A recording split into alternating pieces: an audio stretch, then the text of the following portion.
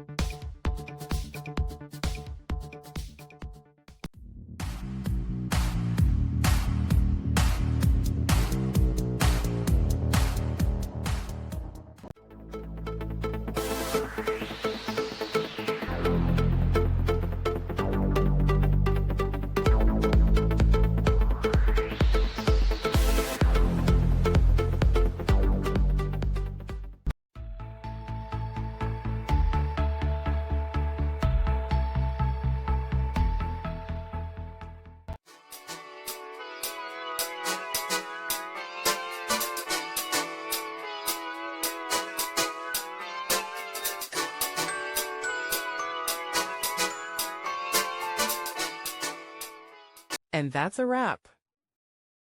I hope you found the answer you were looking for.